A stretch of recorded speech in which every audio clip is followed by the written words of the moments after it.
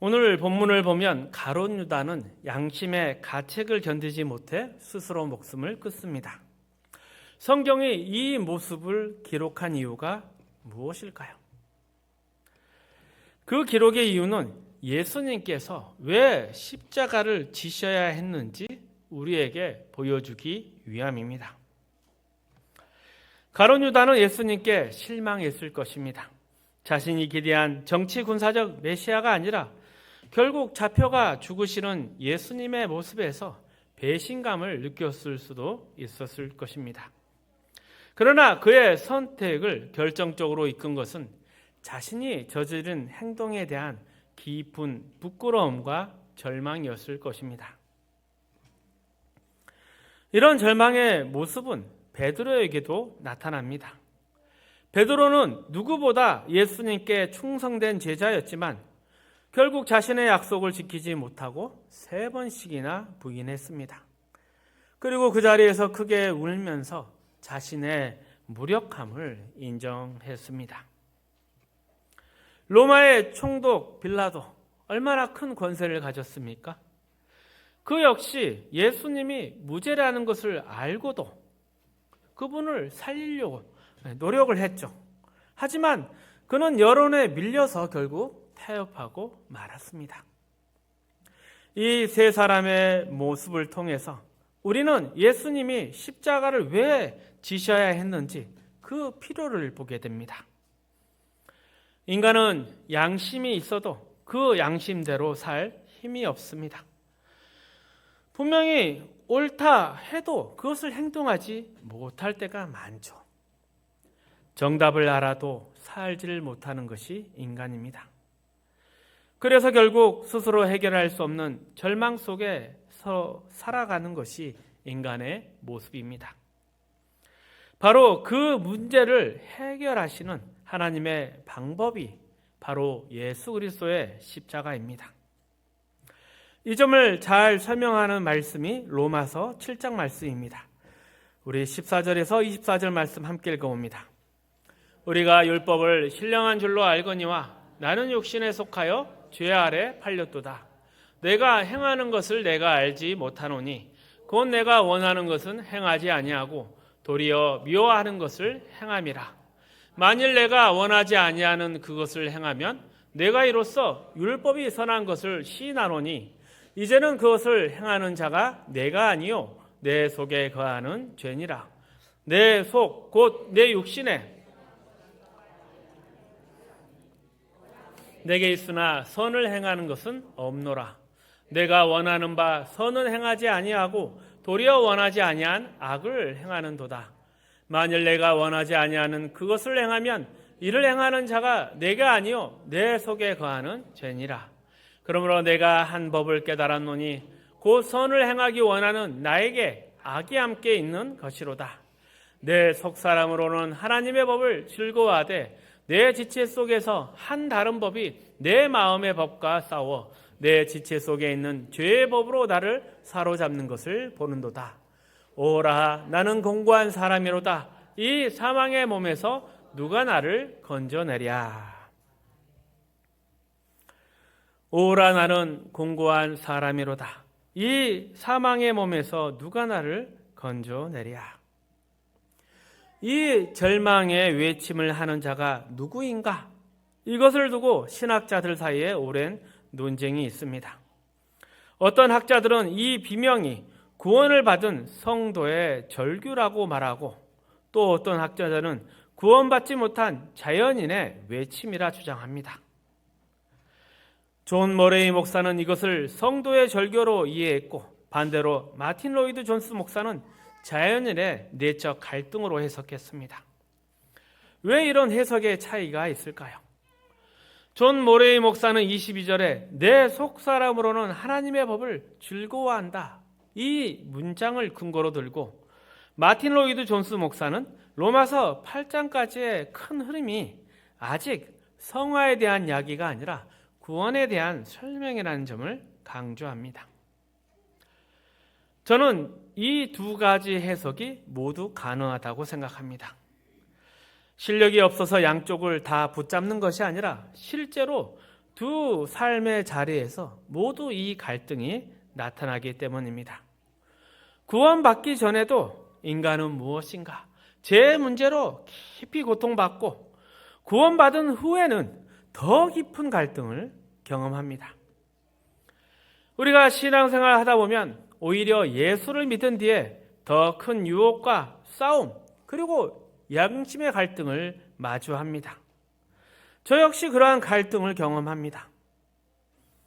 그런데 많은 성도들이 이러한 갈등을 보고 당황합니다.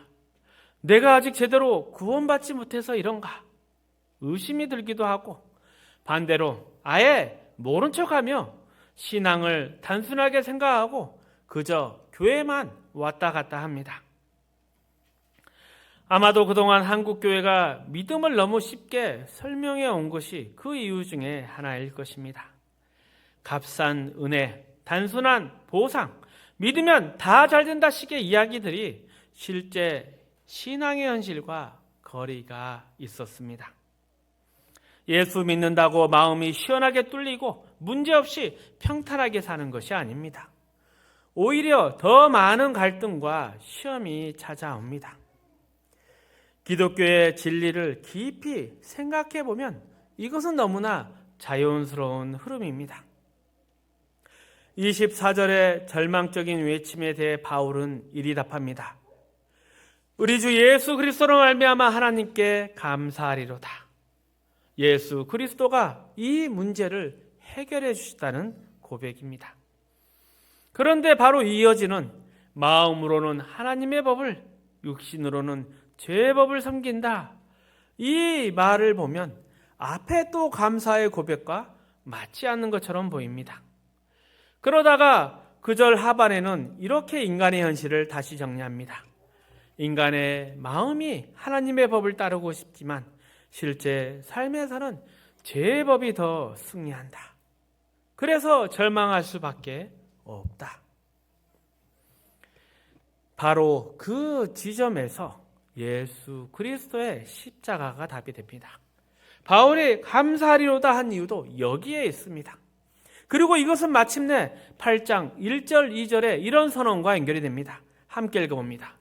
그러므로 이제 그리스도 예수 안에 있는 자에게는 결코 정죄함이 없나니 이는 그리스도 예수 안에 있는 생명의 성령의 법이 죄와 사망의 법에서 너를 해방하였습니다. 로마서 7장의 절규, 죄법이 내 마음을 사로잡는다. 지금까지는 죄가 항상 이기는 구조였습니다. 그러나 예수 그리스도가 오셔서 그것을 깨트렸습니다. 더 이상 죄의 법이 우리를 지배하지 못하도록 하셨고 이제 성령의 법이 우리 안에 역사하도록 하셨습니다. 이게 십자가의 핵심입니다. 십자가는 죄의 책임만 해결한 것이 아니라 죄가 우리를 지배했던 그 구조 자체를 뒤집어 놓은 사건입니다. 그래서 로마서 7장의 절규가 로마서 8장의 승리로 이어지는 것이죠.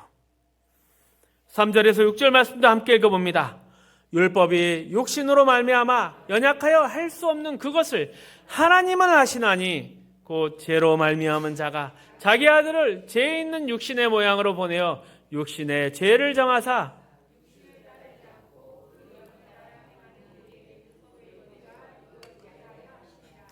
육신을 따르는 자는 육신의 일을, 영을 따르는 자는 영의 일을 생각하나니 육신의 생각과 사망이요 영의 생각은 생명과 평안이니라. 그동안 우리가 율법을 지킬 수 없었던 이유는 분명합니다. 마음으로 선을 원해도 실제 삶에서는 늘 죄와 사망의 법에 있었기 때문입니다.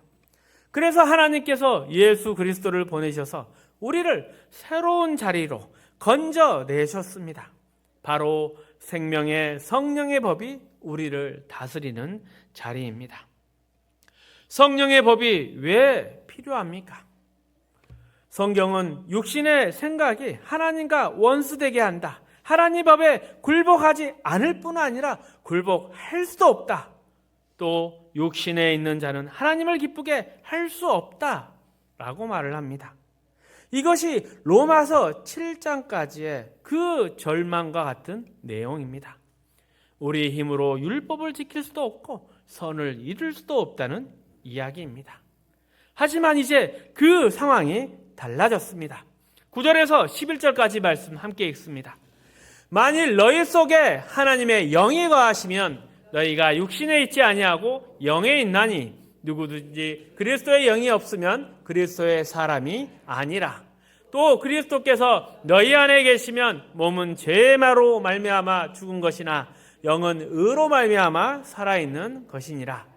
예수를 죽은 자 가운데서 살리신 이의 영이 너희 안에 거하시면 그리스도 예수를 죽은 자 가운데서 살리신 이가 너희 안에 거하시는 그의 영으로 말미암아 너희 죽을 몸도 살리시리라.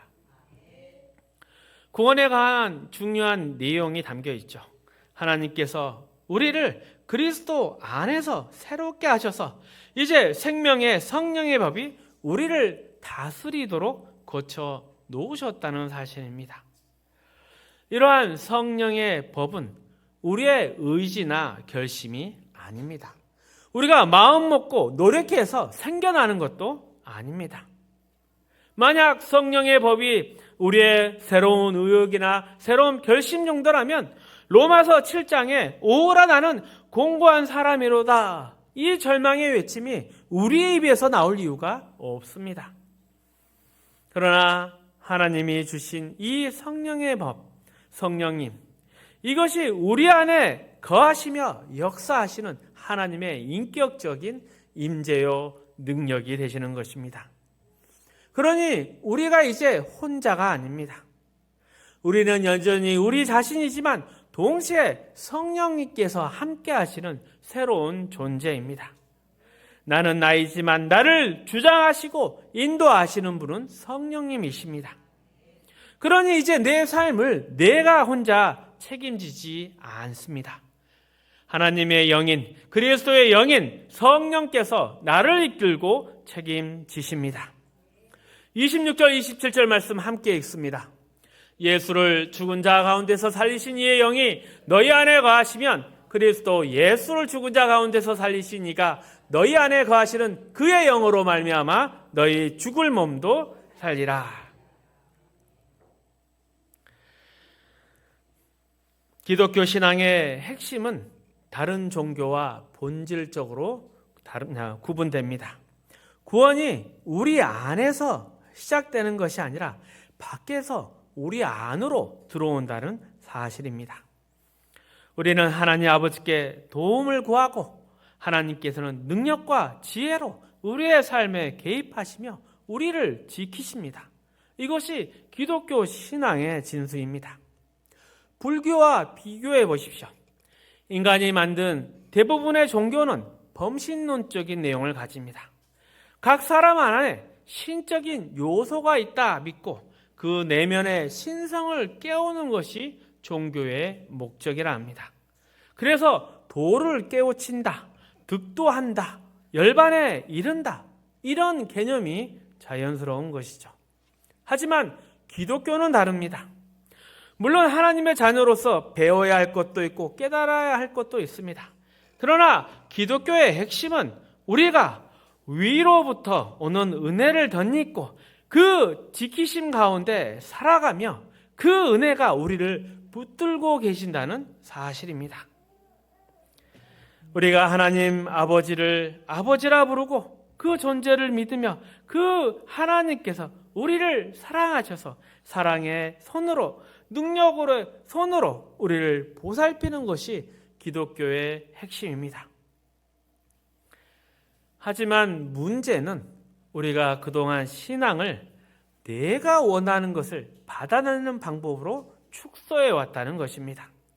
그래서 우리의 신앙의 본질을 잃어버리고 기복주의로 흐르면서 기독교의 이 심오한 깊이를 잃어버렸습니다.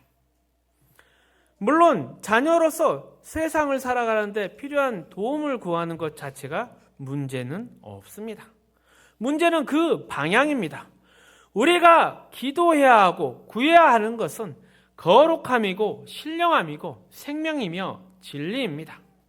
이것은 하나님께서 우리에게로 주시기로 한 약속하신 정당한 특권입니다.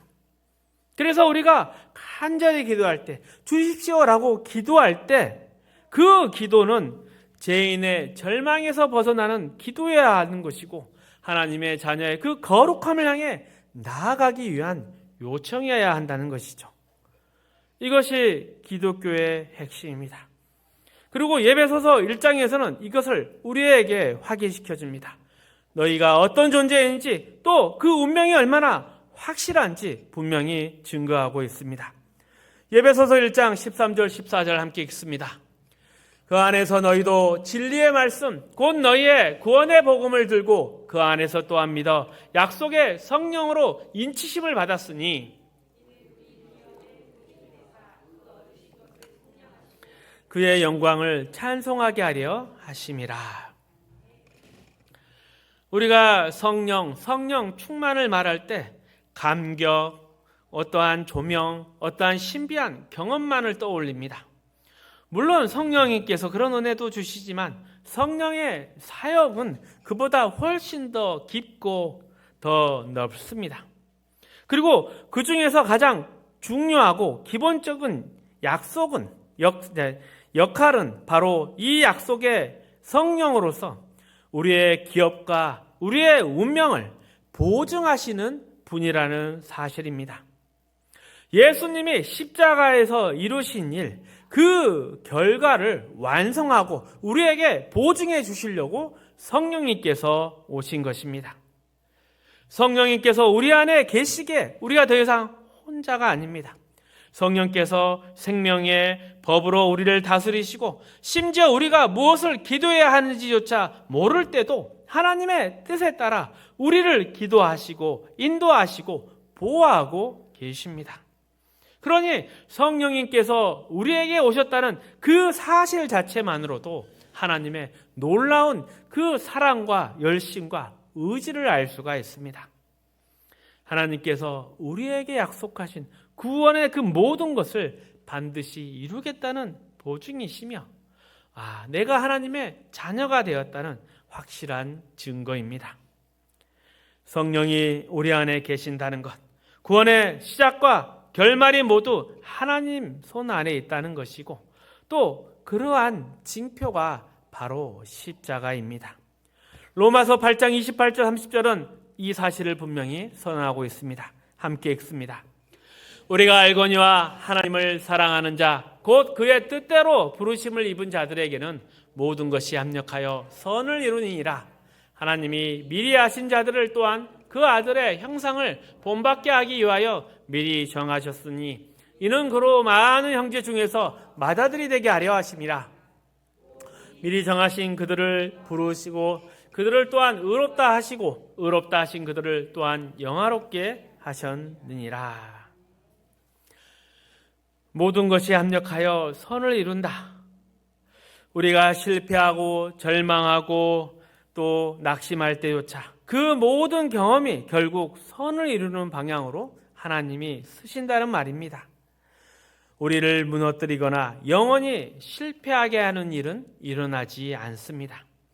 오히려 우리의 부족함, 그 아픈 경험들까지도 하나님께서는 다 약이 되게 하시고 교훈이 되게 하시고 결국 선으로 이끌어 가신다 약속하십니다. 이것이 바로 성경이 말하는 애정론입니다. 애정론이 무엇입니까? 하나님께서 우리를 미리 아시고 정하시고 부르시고 의롭다 하시고 영화롭게 하신다. 이 로마서 8장 말씀입니다. 그런데 여기서 중요한 것은 이 모든 동사가 완료형이라는 뜻입니다. 완료형이라는 것입니다. 특히 영화롭게 하셨다라는 표현이 그렇습니다. 우리가 아직 영광에 이르지 않았는데 왜 완료형일까요? 그것은 하나님께서 그렇게 하시기로 작정하셨기 때문입니다.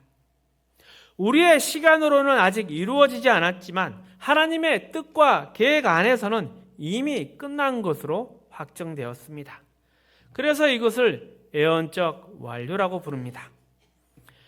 애정론은 하나님께서 세상을 우리를 내버려 두지 않으신다는 뜻입니다. 하나님께서 우리 인생에 대한 뜻과 계획을 가지고 그 계획을 반드시 이루시기 위해서 의지를 다해 열심을 다해 일하신다는 의미입니다.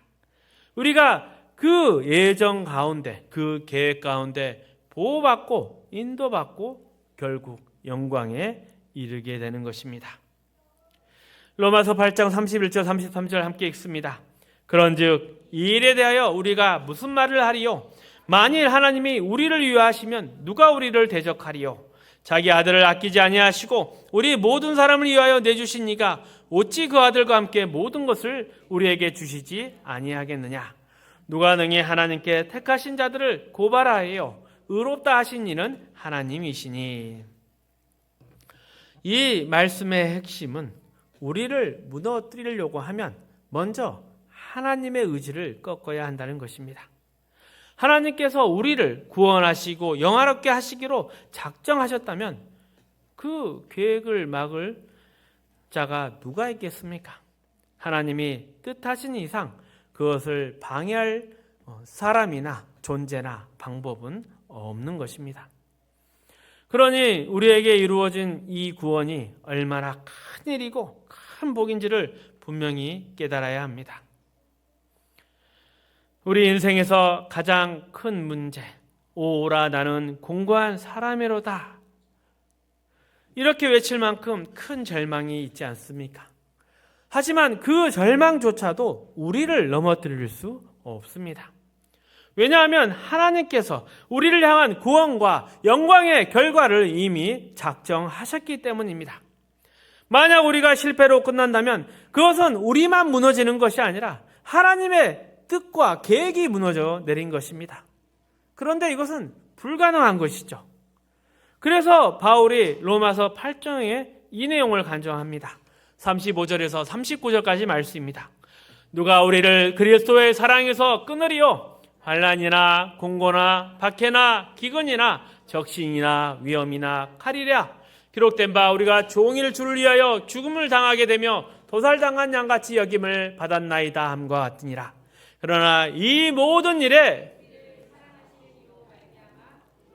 넉넉히 이기느니라. 내가 확신하노니 사망이나 생명이나 천사들이나 권세자들이나 현재이나 장래이나 능력이나 높음이나 기쁨이나 다른 어떠한 피조물이라도 우리를 우리 주 그리스도 예수 안에 있는 하나님의 사랑에서 끊을 수 없느니라. 왜 바울이 이런 선언을 여기다 기록해 놓았을까요? 우리의 신앙의 가장 큰 적은 무엇입니까? 그것은 사실 바로 우리 자신입니다. 신앙생활 해보면 금방 알게 됩니다. 가장 무력하고 가장 완악한 존재가 바로 나 자신입니다. 그러나 우리가 여기서 끝나지 않는다는 사실도 분명히 알아야 합니다. 내가 절망해도 포기해도 심지어 스스로 다 무너졌다, 희망이 없고 우리가 이제 망했다 하지만 그걸로 끝나지가 않습니다. 왜 그렇습니까? 우리의 실패로 신앙이 끝나려면 내가 하나님의 의지를 꺾어야 합니다. 그런데 그것은 불가능합니다. 하나님께서, 성령께서 결국 우리 자신을 이기게 하실 것이기 때문입니다. 그래서 예정론과 하나님의 끝없는 사랑을 들을 때, 야, 하나님이 다 하신데 그러면 내가 열심을 안 내도 되는 거 아닌가? 내가 책임 안 져도 알아서 되겠네? 이런 오해가 생기기 쉽습니다. 하지만 그것은 어리석은 생각입니다.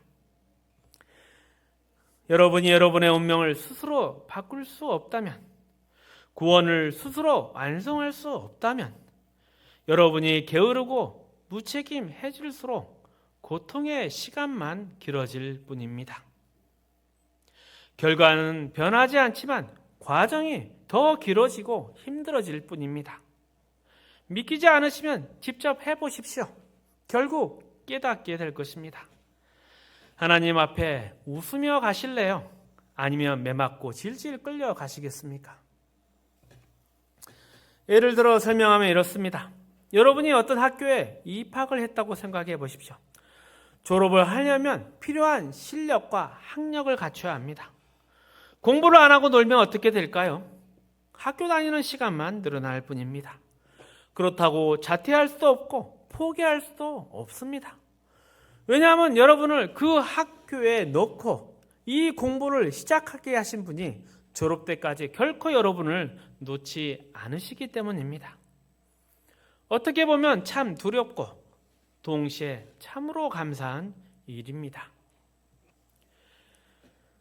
골로새서 3장에 가보면 예수 믿는 사람에게 주님께서 요구하시는 삶의 기준들이 나옵니다. 12절에서 14절 함께 읽어봅니다. 그리스도의 평강이 너희 마음을 주장하게 하라. 너희는 평강을 위하여 한 몸으로 부르심을 받았나니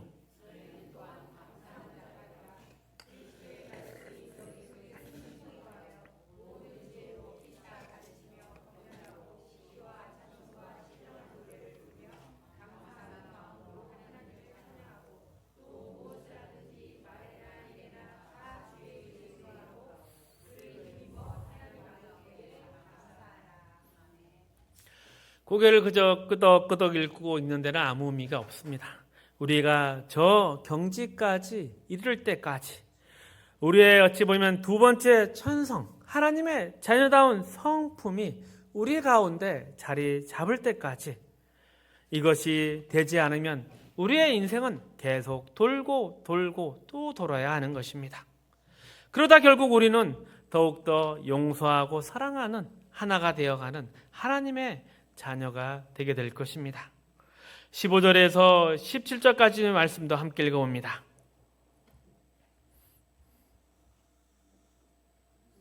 그리스도의 평강이 너희 마음을 주장하게 하라. 너희 평강을 위하여 한 몸으로 부르심을 받았나니 너희는 또한 감사하는 자가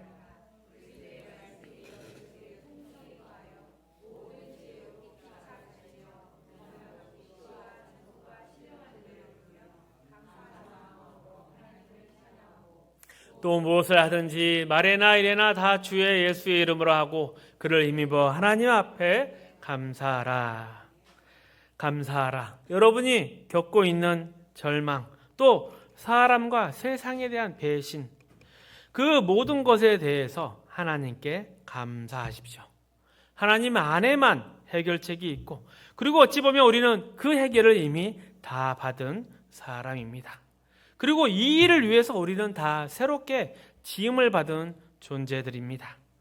예수 그리스도의 십자가로 말미암아 이제 생명의 성령의 법이 우리를 인도하고 계시고, 또 그러한 삶을 통해서 하나님의 거룩하심을, 하나님의 나라를 이 땅 가운데 누리고 선포할 멋진 하나님의 자녀입니다. 그러기에 우리는 이 부르심에 우리의 삶과 우리의 시간과 우리의 물질 모든 것을 드릴 책임이 있고 또 동시에 누릴 권리도 있는 것입니다.